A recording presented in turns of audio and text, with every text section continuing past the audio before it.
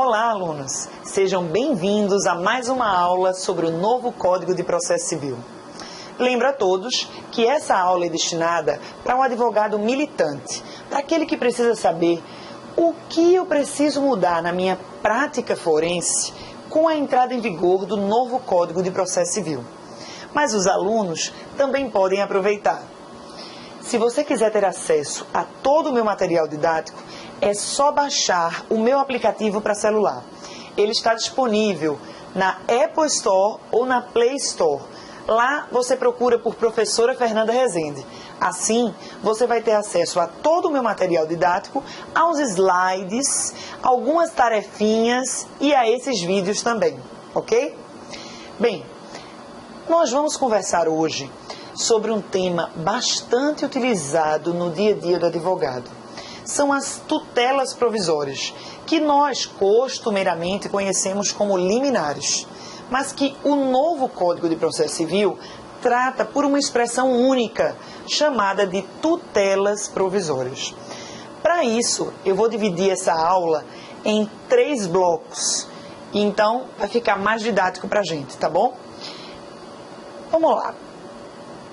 As medidas cautelares e a tutela antecipada, na forma que nós utilizamos hoje no CPC que ainda está em vigor, o CPC de 73, não eram propriamente da forma que a gente conhece. Porque no CPC de 73, inicialmente, não havia previsão da tutela antecipada.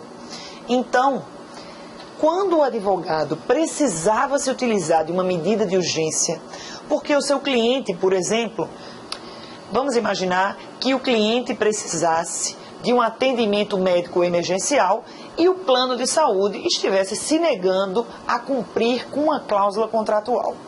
Ora, não restava muita alternativa para o advogado se não se utilizar das medidas cautelares, que eram as únicas previstas no Código de Processo Civil de 1973. Então, muitas vezes, o advogado, que é bastante criativo, fazia o seguinte: entrava com uma medida cautelar, mas o pedido, na verdade, era um pedido de tutela satisfativa. Ora, se você pleiteia o cumprimento de uma cláusula contratual, que a princípio deveria respeitar inicialmente o contraditório, a ampla defesa, para só depois, na sentença de mérito, ter a avaliação a respeito da procedência ou não, você não podia guardar. Então, você se utilizava da medida cautelar prevista no livro 3 do CPC 73.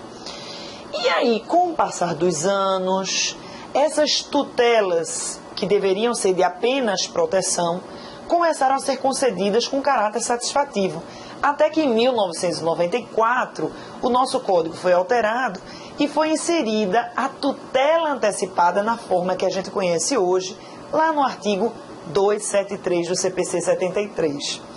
Dessa maneira, você poderia, a partir de então, quando precisasse se utilizar de uma medida de proteção do objeto do litígio, fazer uma medida cautelar. Mas quando o seu pedido de urgência tinha como fundamento maior a necessidade de uma satisfação do seu cliente, você se utilizava da tutela antecipada. Logo no início havia muita confusão entre usar a cautelar ou a tutela antecipada.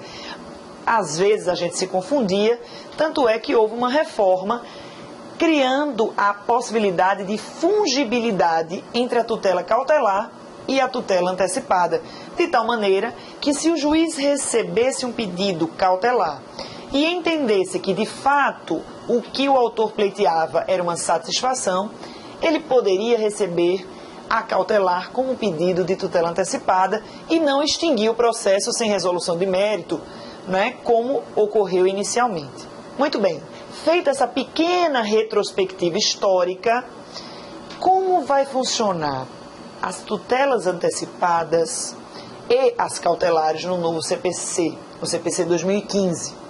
Vejam só, houve a extinção do livro 3, que tratava das medidas cautelares.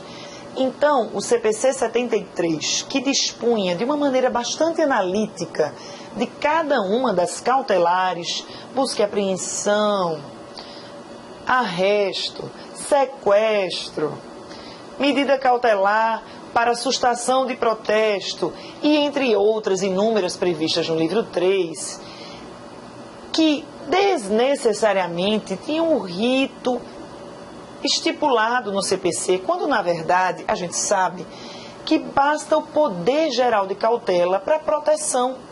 Então, o CPC 2015 acaba com aquele livro extenso de medidas cautelares e puxa a medida cautelar para junto das tutelas antecipadas, de maneira que confere ao juiz o poder geral de cautela.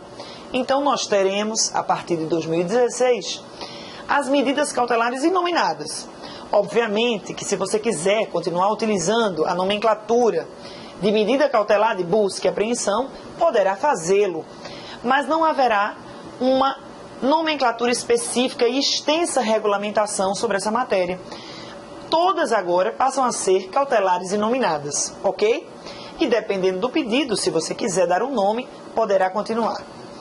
Muito bem, então, a medida cautelar que era prevista lá no livro 3 foi puxada para junto das tutelas antecipadas, de tal maneira que a forma como elas serão regulamentadas agora, no CPC que entra em vigor em 2016, é de que elas terão os mesmos requisitos para a sua concessão. Apenas o fundamento do pedido é diferente. Continua você fazendo a separação entre eu quero satisfação, peço tutela antecipada.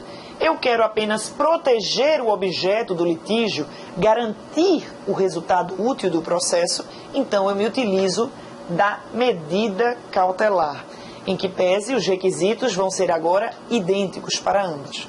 Vamos dar uma olhadinha como é que ficou? Artigo 294. A tutela provisória pode fundamentar-se em urgência e evidência. Parágrafo único. A tutela provisória de urgência, cautelar ou antecipada, pode ser concedida em caráter antecedente ou incidental. Gente, o novo CPC traz uma nomenclatura única. Então, a cautelar e a tutela antecipada, como a gente conhecia, passam a ser nominadas como tutelas provisórias, ok? As tutelas provisórias previstas no CPC 2015 têm como fundamento a urgência ou a evidência. A tutela de urgência é que pode ser classificada em tutela de urgência cautelar ou tutela de urgência antecipada. E não é só isso. A tutela de urgência cautelar pode ser concedida em caráter antecedente ou incidental, da mesma maneira que a tutela de urgência antecipada poderá ser concedida de forma antecedente ou incidental. Para facilitar, eu fiz um esquema que ajuda a gente a visualizar melhor o novo regramento estipulado pelo CPC 2015. Vejam aí no quadro. O gênero maior chama-se tutela provisória. E dentro desse grande gênero, nós temos a tutela provisória de urgência e a da evidência. A diferença entre essas duas é exatamente o fundamento da concessão. Ora, se eu fundamento o meu pedido, o maior fundamento do meu pedido é a urgência, eu já sei que eu vou formular o pedido de tutela provisória de urgência. Mas se o maior fundamento que eu utilizo é a evidência, é a probabilidade do meu direito, eu vou me utilizar da tutela provisória da evidência, que é um instituto com algumas características já previstas no CPC 73, mas com uma novidade que vai mudar bastante a nossa advocacia. Voltando ao quadro. Tutela provisória de urgência, fundamentada no perigo, tem então duas subespécies, a da urgência cautelar e da urgência antecipada. Vejam que a tutela provisória de urgência cautelar, que tem como fundamento a prevenção, a proteção do objeto do litígio, a garantia do resultado útil do processo, pode ser formulada em caráter antecedente e incidental, o que muito nos parece com a medida cautelar preparatória ou a medida cautelar incidental que nós já estávamos acostumados. Só que agora, vamos usar o nome técnico correto? Tutela provisória de urgência cautelar antecedente e não mais preparatória. Tutela de urgência cautelar incidental. Bem? E a segunda subespécie é a tutela de urgência antecipada e que agora sim, com uma grande novidade, nós poderemos requerer a tutela antecipada de forma antecedente ao pedido principal. Estávamos acostumados a formular o pedido de tutela antecipada juntamente com vários pedidos principais. Então, por exemplo, se você precisasse, de forma a satisfazer um pedido do seu cliente para retirar o nome dele do Serasa, você fazia a sua inicial, formulando esse pedido de tutela antecipada e acrescentando os pedidos principais, como, por exemplo, dano moral, dano material, lucros cessantes, danos emergentes, entre outros. Com o CPC 2015, você poderá, em havendo urgência contemporânea ao ajuizamento da ação, formular em separado o pedido de tutela antecipada e depois da análise do seu pedido liminar, aí sim você adita o pedido de tutela antecipada com os pedidos principais. Gente, por hora a gente precisa compreender esse quadro e analisar quais são os requisitos para a concessão dessa tutela provisória de urgência, seja ela cautelar ou antecipada. Vamos ver o artigo 300. A tutela de urgência será concedida quando houver elementos que evidenciem a probabilidade do direito e o perigo de dano, ou o risco ao resultado útil do processo. Eu chamo a atenção de vocês porque nós estávamos muito habituados aos requisitos da fumaça do bom direito e perigo da demora. Esses dois requisitos, eles sofreram uma pequena alteração.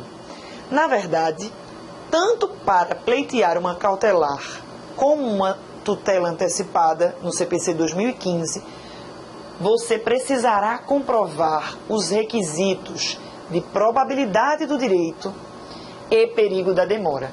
O perigo da demora não sofreu muita alteração, continua sendo aquele perigo in mora, a demonstração de que a não concessão da liminar pleiteada causará um risco de dano grave ou de impossível reparação.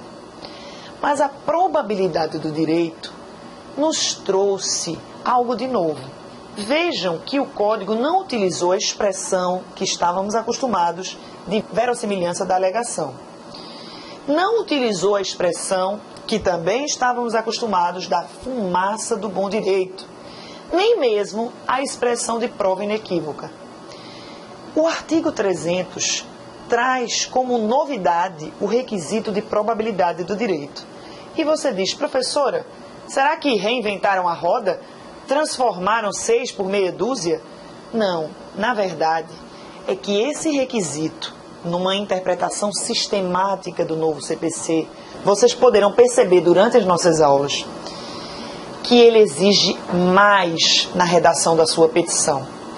Além de você demonstrar com documentos o direito do seu cliente, além de você enfatizar a doutrina e a legislação que se aplica ao caso concreto e, portanto, está demonstrando a fumaça do direito do seu cliente a ponto do juiz lhe conceder liminarmente um pedido em que ele deveria esperar a ampla defesa, o novo CPC exige de nós advogados a atualização com o entendimento dos tribunais superiores.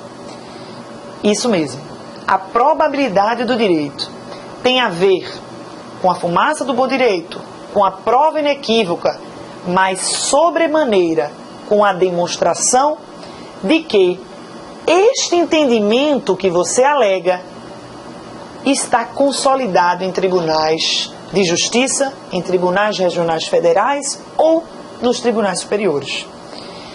Se você está tratando de uma matéria que já foi por várias vezes analisada pelo Tribunal de Justiça do seu estado, não é admissível mais você formular um pedido liminar sem colacionar as decisões, os precedentes ou a jurisprudência que fundamenta o seu pedido liminar. É por isso que a expressão probabilidade do direito é mais ampla do que a fumaça do bom direito.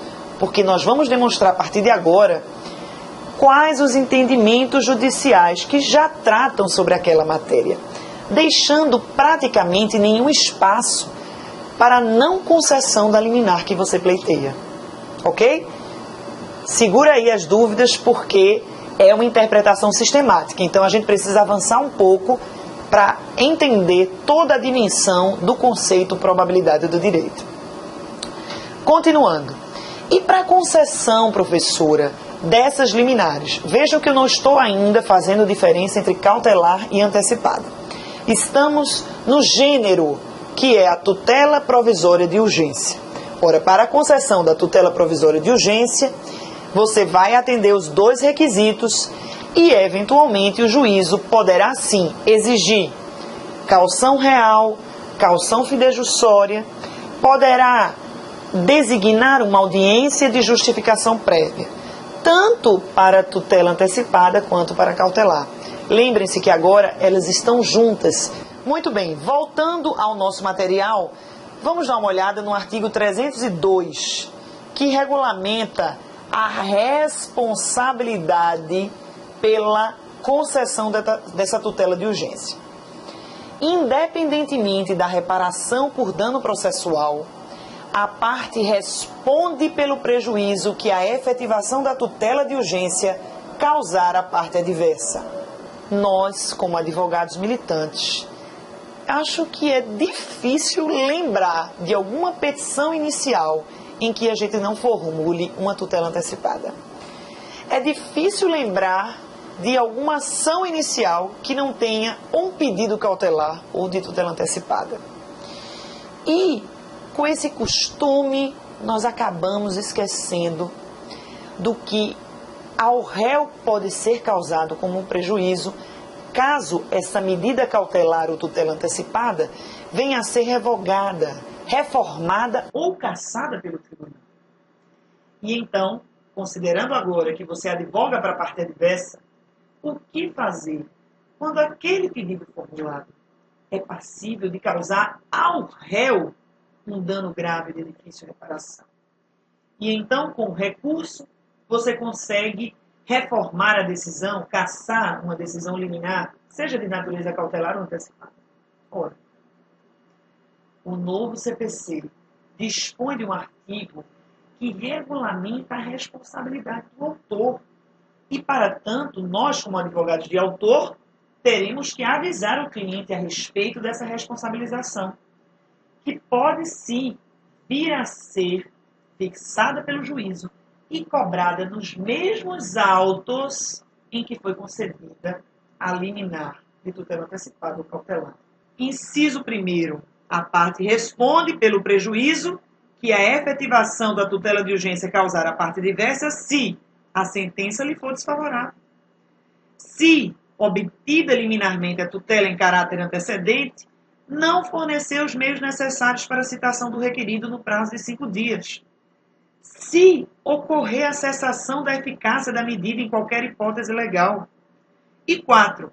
Se o juiz acolher a alegação de decadência ou prescrição da pretensão do autor. E o que é mais grave e que nos chama a atenção? O parágrafo único deste artigo dispõe que a liquidação desta responsabilização, ou seja, desses danos materiais ou até morais causados ao réu, serão liquidados nos mesmos autos sempre que possível. De tal maneira que temos que ter um cuidado muito maior com o pleito de uma cautelar ou de uma tutela antecipada que lhe pareça temerário e que, eventualmente, com sua cassação, possa causar, às vezes, um dano ainda maior para o autor, que, além de ter cassado a liminar, vai ser responsabilizado por todos os danos causados à parte adversa. Certo? Bem, gente, essa responsabilidade, eu sei que vocês já estão pensando por aí, é objetiva ou subjetiva? Ou seja, será que um pedido que eu formulo em caráter liminar, e aqui ainda de forma genérica, seja cautelar ou antecipada, causando prejuízo à parte contrária, eu respondo quando houver culpa ou dolo? Essa responsabilidade depende da comprovação da minha culpa ou dolo? Ou independe desta comprovação? Seria uma responsabilidade subjetiva ou objetiva? De fato, nós vamos ter que aguardar um pouco qual a interpretação que os tribunais darão a essa responsabilização. Mas, considerando uma interpretação sistemática do Código, digo a vocês que tudo leva a crer que essa responsabilidade será objetiva. Inclusive, nosso grande professor Fred Didier já advoga nesse sentido. Já mostra em seus livros que essa responsabilização por uma eventual cassação, revogação de uma liminar concedida, impacta o autor na responsabilidade objetiva. Portanto, a parte contrária nem teria que comprovar a culpa. Bastaria comprovar que houve o nexo causal e o efeito, né? E o efeito propriamente dito. Então, o fato, o nexo causal e o efeito, independentemente de culpa ou dolo. Ok? Portanto, cuidado na hora de pleitear sua liminar. Gente, eu fiz um quadro resumo para ver como é que vai ficar, então, esses requisitos comuns, tanto para o pedido de urgência antecipado, quanto para o pedido de urgência cautelar. Vejam aqui no quadro que, como requisitos comuns, teremos: o autor terá que indicar a lide e a probabilidade do direito. Terá que comprovar o perigo de dano ou risco ao resultado útil do processo. E, em ambos os casos, o juízo poderá exigir caução, seja real ou fidejussória, ou realizar uma audiência de justificação prévia. Obviamente que esse requisito de caução e audiência não são obrigatórios, fica a critério do juízo, ok? Foi muito bom estar com vocês. Deixem suas dúvidas e seus comentários aqui no YouTube ou no meu aplicativo para celular, que eu terei o maior prazer em responder. Até a próxima!